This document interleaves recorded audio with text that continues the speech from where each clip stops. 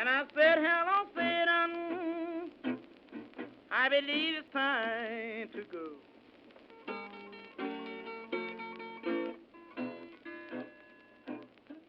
Me and the devil was walking side by side. Hello guys, I'm MK Ultra and you're watching another Blunt Reviews. So today we're actually reviewing the show Spiral, Tropical Twista with an A, registered trademark of, I think it's the same people who have Game, or maybe not, maybe they're just their own. It's 5 for 1 anyways, wonderful, they're good, they're great blunts. It's not a natural leaf, of course. I'm not a big natural leaf fan. However, they are good. I'm just not a natural leaf fan. You know, I like my Swishers and stuff. So anything close to Swisher is what I'm definitely going to choose. This is, it's kind of hard. However, it's real sturdy. It's hard to tear. Not hard to tear, but, you know, just sometimes you might get a little stem that might stick through the side of it, you know.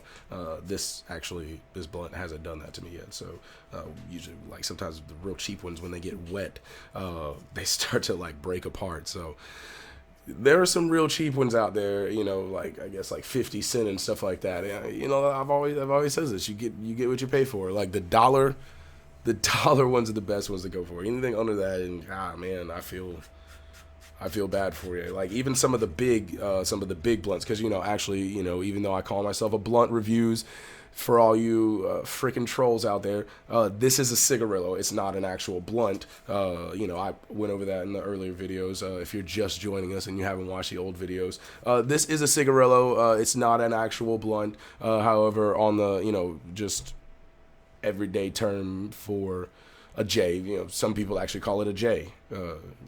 Some people call J's paper J's, you know, white paper J's though. But, you know, other people call just everything a J. You know, hey, you got a J. It's just a, you know, a simple term for that.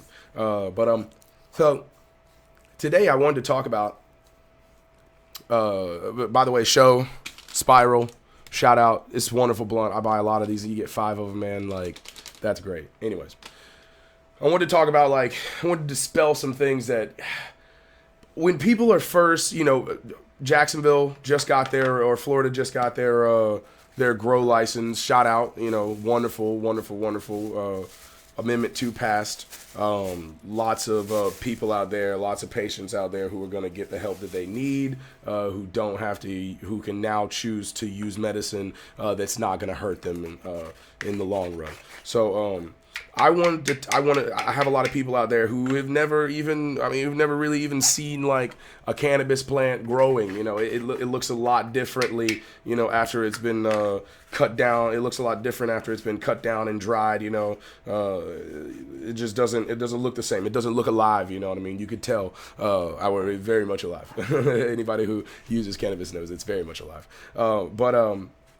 Even after, you know, you cut it down, you could feel the power in this plant. But there's a lot of people out there who's never even seen it, you know, and they maybe want to go into growing because now they're going to have the option for that. So I'd like to, through my travels in Colorado, I would like to tell you, you know, about how to cultivate, you know, medicine. This is medicine we're talking about. How to cultivate medicine. When I say that, sometimes it's foreign to people, you know, when I say we're cultivating medicine, like, what are you talking about? I'm like, I mean, cannabis, you know, because they still are on this thing about, you know, cannabis is not a medicine, but it is very much a medicine.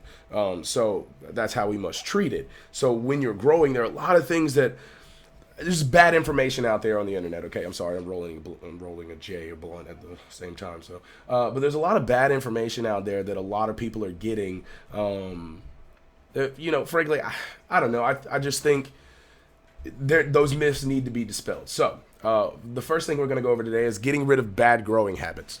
So first thing that you can do. Sorry, somebody's walking down the road, just, you know, checking out. I'm that nosy neighbor. Yep, I'm that nosy neighbor. Sorry. I don't look in your windows or anything like that, but I definitely look out and check it out. But anyways, getting rid of bad growing habits. The first thing you should do is get you a journal. if you live in a state where it's not necessarily legal, that can be used against you in the court of law. So if you do have it, make sure if something happens, it's able to be destroyed. Or I know I'm talking about destroying evidence prior to the crime, but just sad that we live in a world where we have to do that. We have to do that for our medicine. It is medicine, guys. It's medicines. Anyway.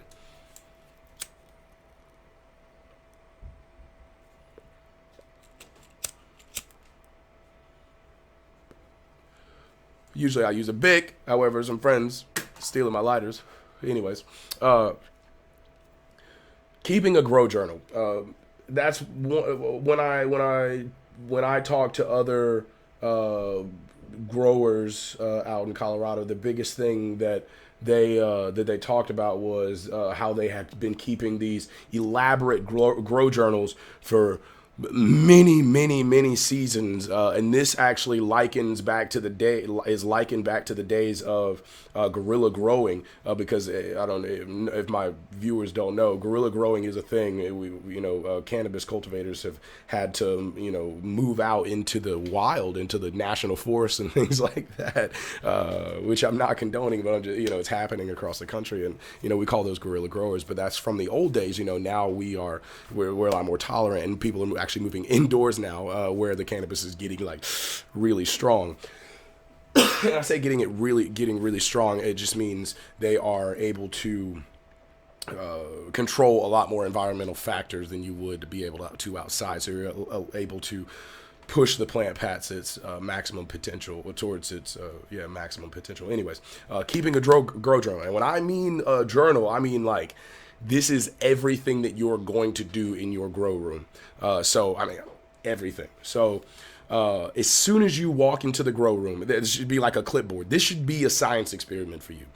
Before you walk into a grow room, you need, this is, like I said, getting rid of bad growing habits. So part of the bad growing habits, people just willy-nilly go into their grow rooms, and with their regular clothes on from the street. You don't understand mold spores, just all sorts of anything that you might attract in from your garden outside, or just from walking through the woods. Gnats. You don't want something like that in your grow. So it is best to wear protective clothing. I suggest one of those like 100% cotton like clean room suits. I'm dead serious, with the booties and everything to slip on before you go in. All throwaway, of course. I'm almost positive they have some like kits where you could just open it and put on everything, and put your goggles on, all of that. This is taken serious. This is a medicine. So as soon as you go in, date and time, who went in, if you got a large operation, you have some employees, they're always, the person who goes in always needs to sign their name, because we need to know who did what, why they did it, what their thing was. We need to get, that it's very serious. So name, date, time, all of that is calculated. You go in, as soon as you go in, you note the temperature inside the room. Take the temperature down for the inside of the room.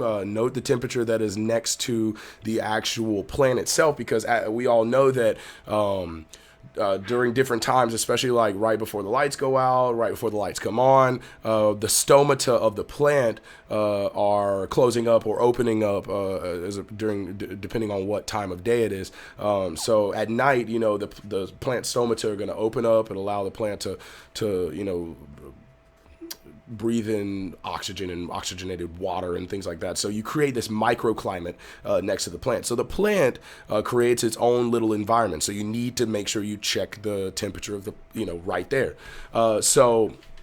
Another thing is the feeding and the pH. Those are very, very critical. You need to know how much. So you need a ppm meter, parts per, or TDS meter, or which is total dissolved salt. Some people use an EC meter. I don't like the EC meters. I'm not gonna get into it. It's just it's conversions, and I'm not into the conversion thing. I just want it quickly. I want to know right then. Which I think there's some EC meters that calculate it both for you, but I use ppms. It's just easier to work with. I feed my plants at peak like 2,300, 2,200 parts per million. I burn the tips a little bit, but anyways. This is how you're supposed to do it. So note the ppms, or how much you're feeding the plant. Oh, my puppy dogs now are gonna argue. I'm sorry. Uh, hey.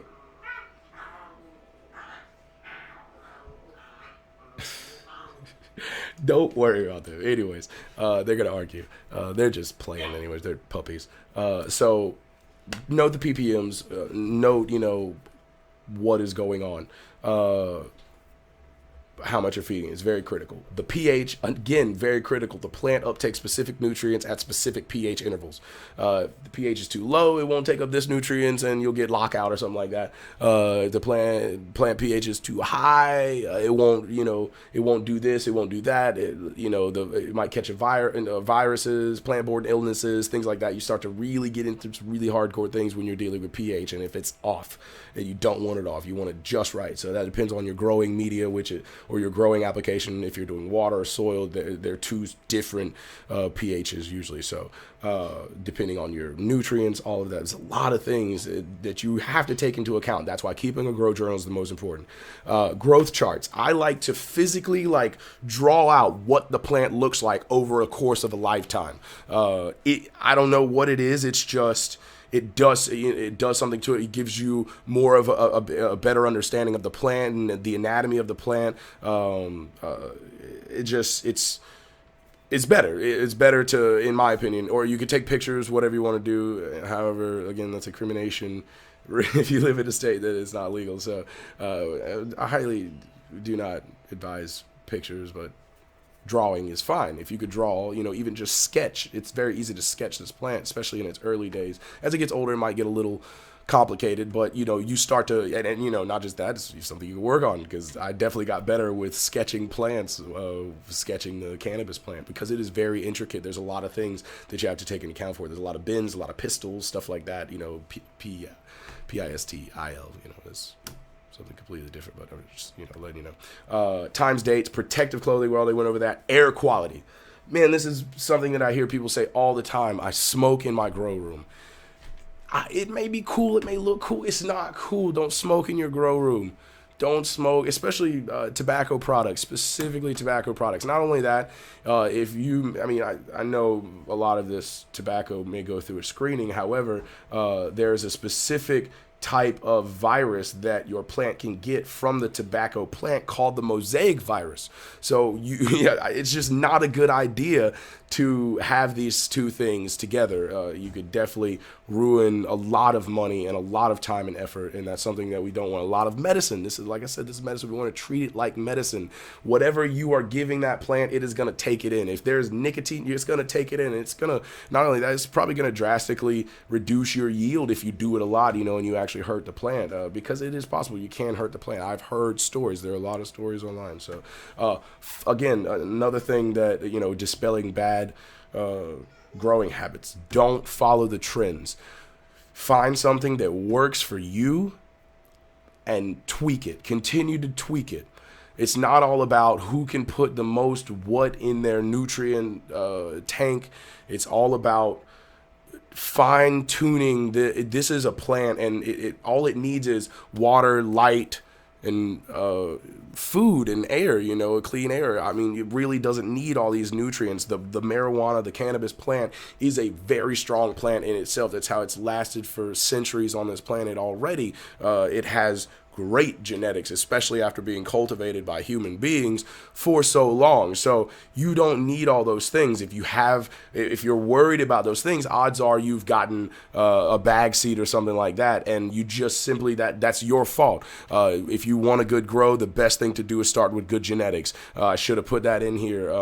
That's getting rid of bad grow habits. Stop using bag seeds. Don't use a bag seed. Even the bag seeds from a dispensary, you might find one little look like an immature seed. It might not quite, it might pop, but it's obviously it's hermaphrodite, and those type of seeds usually tend to have problems. You can grow some that are fine, but odds are you're gonna have some problems with that strain. So always start with good genetics. Buy from reputable seed banks. There are seed banks around the country, around the world now that you can go. We have the internet, all of that. So just do your thing.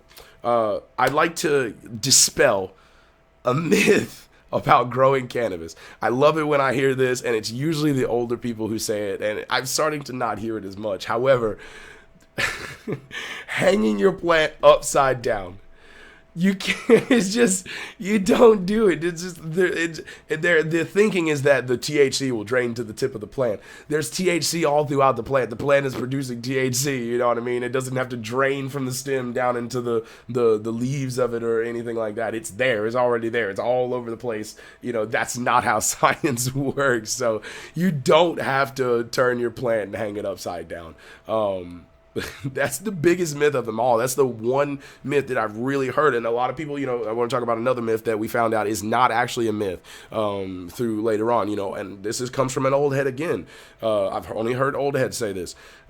Using a black light to increase the production of trichomes, which ultimately increases the production of THC in the plant. So a lot of people are like, man, this is black light, it's a ton of heat, you know, lots of energy, it's unnecessary for a grow. So we found out long wave UV light between 350 and 400 nanometers, I think, is where you can actually, where it's just on the visible light spectrum. It's good for a plant. In fact, the marijuana plant, it damages it just enough to make it think that something is going on, and it starts to produce more resin, it starts to produce more THC. We don't know why this happens right now. We're still studying it. The scientific community, the agriculture community is still studying it, but UVB is being used now in some grows around the country. We have some people using UVB and getting some marked results. So a big thing when you grow cannabis, there's so many, I just, you know, when you go out there and you get your information, just make sure it comes from a reputable source. A lot of people out there people who grow good cannabis don't like giving their secrets out on how to grow good cannabis. I don't know why. That's what I feel like. That's why I pretty much stepped in there to fill that void. I want to step in there to fill that void. I would like to eventually, over the years of growing in Colorado, I would like to eventually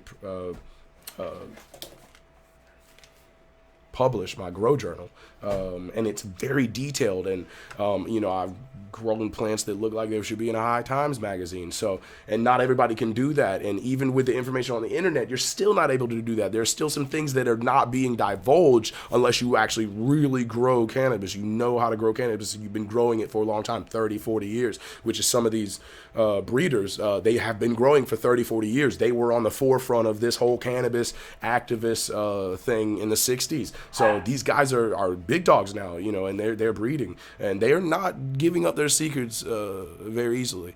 They do have some proteges that they have, but they're not giving up their secrets. So where to begin and how to choose the right environment. I've heard, you know, man, I just don't have the space, things like that. If you got a corner of your house, you have space. It's as simple as that. You don't need 10 plants. All you need is one plant just to supply you with your medicine. That's how it goes. This is a medicine, and we're growing for medicine. So all you need is a corner in your house that's, you know, 7 foot tall, 8 foot tall, you know, however tall, you know, you are, to be able to, you know, access and move around freely and, you know, easily around. You want to be able to access the plant all around. So like I said, any closet, anything like that is a great environment. It's things that you can do to make those environments better. So when you start adding a 450 watt light to, you know, a small area, you're going to have some heat trouble. So you're going to need a fan. You're going to probably need a AC unit, things like that to keep the heat down. You're probably going to need a water chiller, you know, because heat is your problem in that case because you're limited space. But those things exist, and it all depends on how much you actually want to spend on your grow. You got to spend money for this medicine. This is something, this is very labor intensive. Growing cannabis is labor intensive, water intensive. It is, you know, it is taxing on the environment as well. So you also need to make sure that you take steps on protecting our environment as well, using products that are from approved sources, or simply making your own products, because or buying, cocoa coir. I'm telling you, I'm hailing this stuff as it's a grow media. Specifically, it's made out of like finely spun coconut husks, that stuff that you could peel off the outside of it, and it comes really densely packed, and you add some water. Like 2 bricks will fill up a freaking 50-gallon bucket. It's real intense. They're real intense, but it's great. It's already, you don't have to buffer it. You can add the nutrients. The nutrients kind of sticks in there, and so you can. A lot of people use a drip method, so it just gives great root growth because it's very porous and it's kind of coarse. You know what I mean? So it just allows for the plant to, or allows for the media to hold water. All of that. So we're gonna get into all of that. This is this is gonna change. The format is definitely going to change. We're still going to review blunts, but we're going to get more into, now that, like I said, Florida has got their law, I just want to get more into telling you guys about the law, about growing, about cannabis as a plant and as a medicine. So, again, I want to reiterate, guys, that this is medicine, and it's got to be grown accordingly. You are dealing with people's lungs sometimes, or in their digestive system. Your body breaks all of this down. When you eat something, it becomes you. It becomes you. You break it down to its molecular structure, and then your body uses those different molecules to do whatever, to store fat, or to release energy, whatever, you know what I mean, whatever it needs to do. That's what your body needs. It breaks it down. So when you smoke, all of that, it breaks it down. Your lungs, your bloodstream is going to go into your bloodstream. It's going to break it down some more, and you don't want pesticides in it, or, in your lungs. You don't want to smoke pesticides. You'll probably die after a little while. Probably have some crazy cancer, So these are legitimate things that you have to think about. So, do you want to go, you want to go organic, you know what I mean? To stay away from stuff like that. So these are very important things, guys, that if you want to, grow cannabis. I know this is a 20-minute video. If you've watched this, man, I really thank you for staying on. It's gonna be a lot of information. So, but remember, absolutely everything you do, write it down. Grow journal, most important part of this whole process. So, anyways, guys, that's pretty much all I have for you today. Stay medicating, guys.